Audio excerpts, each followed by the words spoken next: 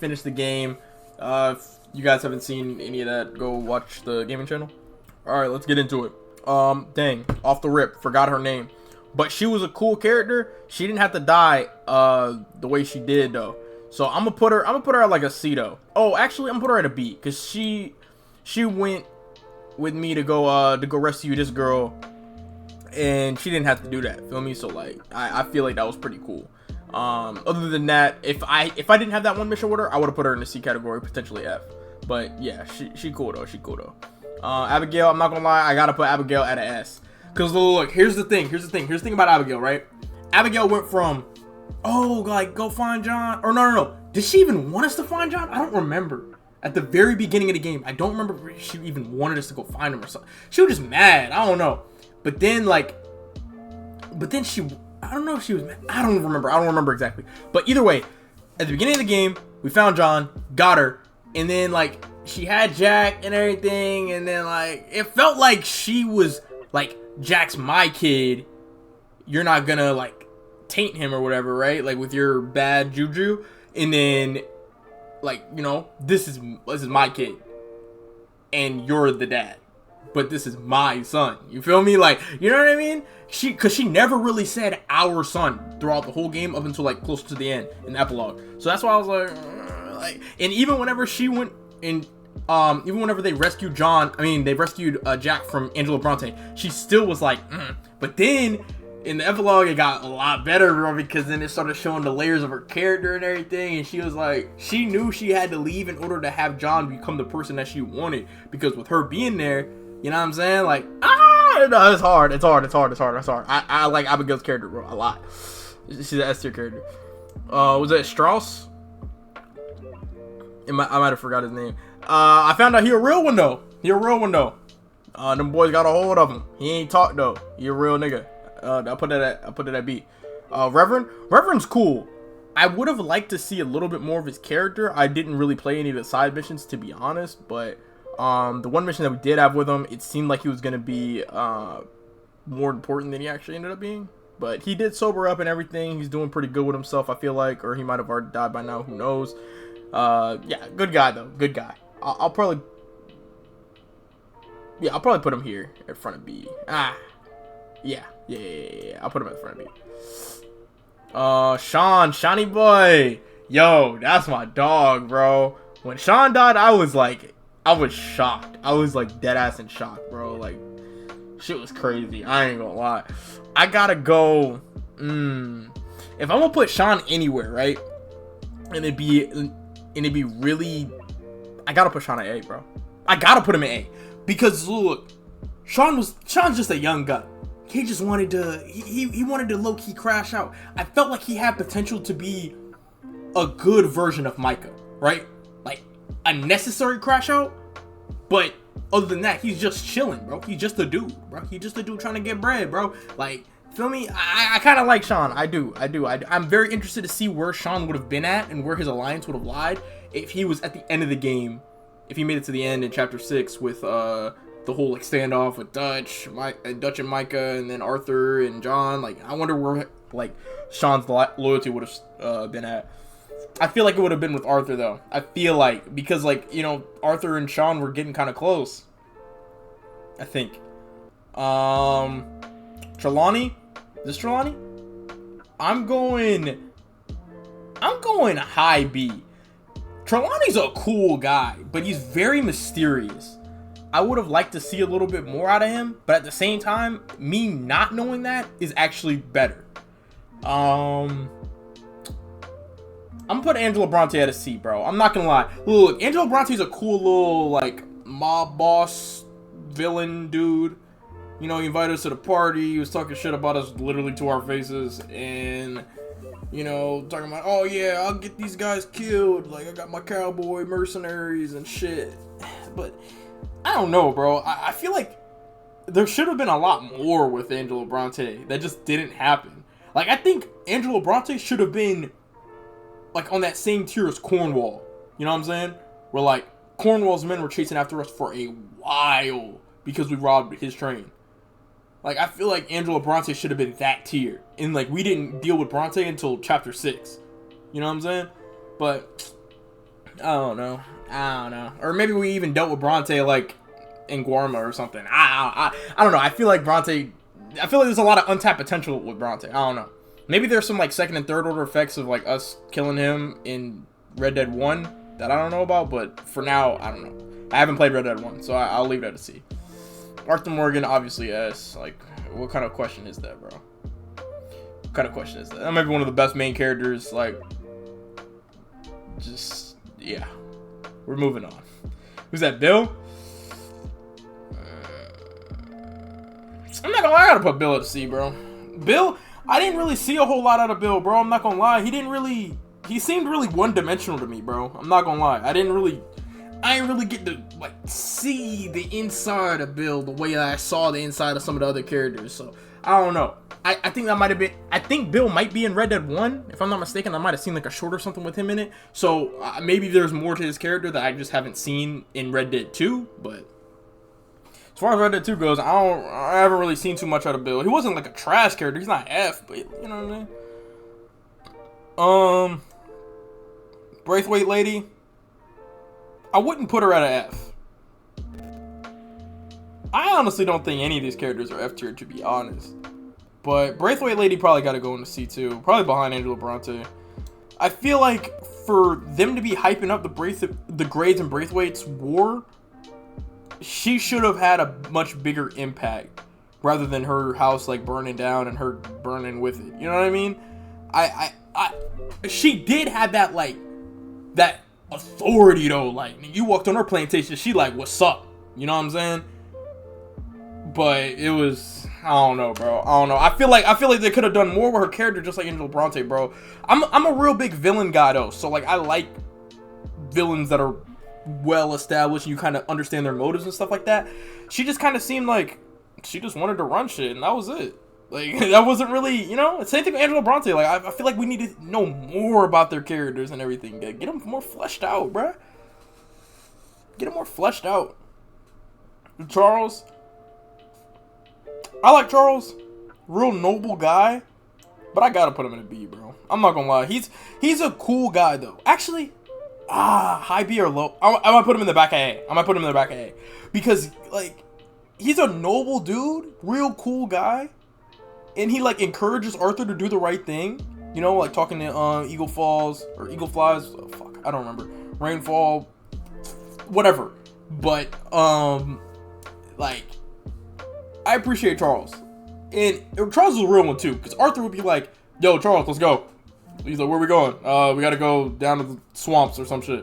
And then Charles will just go. Charles will just follow. So I fuck with Charles. Charles is cool. Dutch. I gotta put Dutch at S. I ain't gonna lie. I gotta put Dutch at S, bro. I have to. Dutch is like, bro, his character, I knew from the very beginning that his character was like rotten in the core though. At the core, his character was rotten. But throughout the game, you could see, like, he's not a bad person. He just be making bad decisions. So it's like, bro, I would have, like, I mean, yeah, he had that little redemption, kinda, at the end. But, like, bro, nah, bro, we need to, hopefully he has, like a big role in Red Dead 1 as well. Because I want to see more of his character, like, redeemed. You know what I mean? But, I don't know. Is this legit? Eagle Flies? Eagle Fall? Eagle some shit? I ain't gonna lie. I'll probably put him at the top of B, bro. I can't put him on the same tier as Charles. He was cool and noble, but then, like, they took his land and shit, so then he was all, like, mad about it, and, like, he was trying to crash out, and I'm like, hey, bro, like, chill, gang, like, and he was like, oh, my father's weak, he doesn't know what he's talking about, and I'm like, bro, you're crashing out for no reason, bro. Like, you're not listening to the logic behind it, though. So, yeah. And, he was there whenever, Arthur was fighting with the army people, and then Dutch kind of just left him there, and, you know, took the bullet, so I appreciate him for that. Who the fuck is this? Wait, hold on, who is this nigga? Wait, where's it at? Who the fuck is this? Gavin. Who the hell is this guy British? Yeah, I don't know who this is. I don't know who this is. I'm not gonna put him on the list. Hosea? Oh my god, I love Hosea, bro. Hosea is my dog, bro. I gotta put him in the... I don't think Hosea is an S tier character though, bro. Because Hosea is cool. And he does what's necessary. But he's not like no Abigail, Dutch, Arthur type of character. You feel me? Like he's not on that tier. But he's cool though. He's cool though. I'm gonna put him at the top of A. Like, depending on who else I have in S, like, we'll probably change that, but come on, bro. Yeah, like, Hosea's written pretty well. He's a good guy, and he likes to... I feel like Arthur, when he was hanging out with Hosea, whether it was, like, hunting or, like, doing other shit, he was always at his happiest. Like, Arthur was at his happiest when he was with Hosea. Therefore, I felt happy when I was with Hosea, you know? So, yeah. Jack... This little nigga pissed me off, bro. Like, when he was smaller, he was cool. He was cool as shit. But when he grew up, bro, he just, like... I get it, because he just wanted to be inside, bro. He just wanted to be inside reading books and shit like that. Like, I get it. But, gang, come on, bro. Like, that's not the world we living in, though, bro. I get it, though. I completely understand. But, like, come on, bro. Like, he's not even open to shit. Like... He was like, oh, I don't really like fishing. And then he's like, oh, Dad, this is kind of fun. And then, oh, my God. Bro. Like, no, dude, Jack is so flippy floppy. It's just a kid, though. It's just kids being kids, though. I'll put him at the front of C. I'll put him in front of Bill. I feel like I see more character development out of Jack than I did out of Bill. Who the hell is this? Is that Javier? Bro, Javier fell off, bro. Javier fell off. Like, Javier's in that same category as Bill, actually. Yeah, I'll probably put him in... I don't know. Javier just not... Actually, yeah, I gotta put him in front of Bill. Because Javier was on that boat with me. I'll put him in front of Jack, too. Javier was on that boat with me. Whenever we had, Whenever we pretended we were rich and then robbed the dude at the, poker game or whatever game that was. John's S, obviously.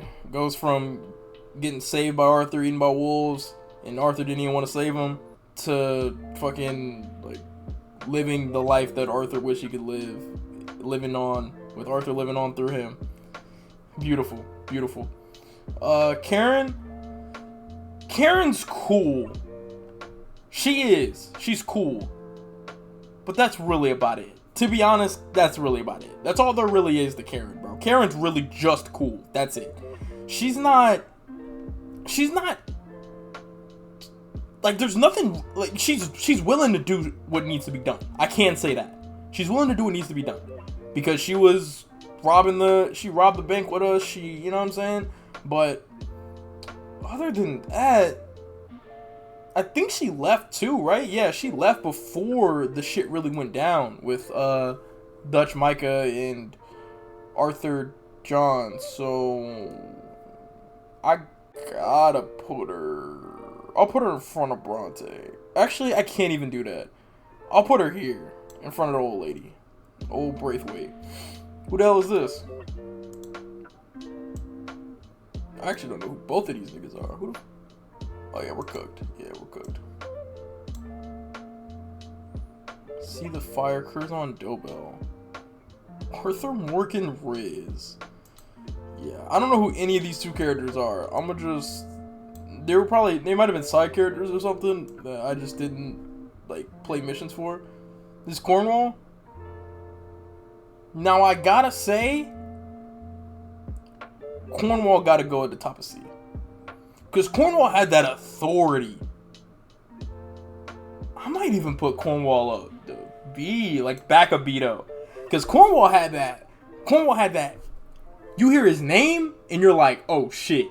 That's you know what I'm saying? Like, that's a boss. Feel me? Like, Cornwall got his hand in the whole shit. Like, Cornwall was running shit. So, I ain't gonna lie, just for that. And then us, like, having like, robbed him at the beginning. And then having that trickle through all the way throughout. Into the, like, end part whenever we shot him. Like, that was tough. I'm not gonna lie. That was tough. Cornwall's calm. That's the type of, like, long-term villain I wanted to see out of Bronte, out of Braith. Like, I just thought the Braithwaites and Graves was gonna be a little different. Like, I feel like they kind of rushed the chapter toward the end. I feel like it was just starting to get good until like they kind of just shit the bed. Like, I would have wanted Graves, Braithwaites to be in a shootout. We try to steal from both of their houses, and then, like, you know what I'm saying? Maybe like find a treasure chest to some gold, and then get the gold, and shit not happening the way it's supposed to. Shit gets stolen or something. You know what I mean? Like, typical setback shit.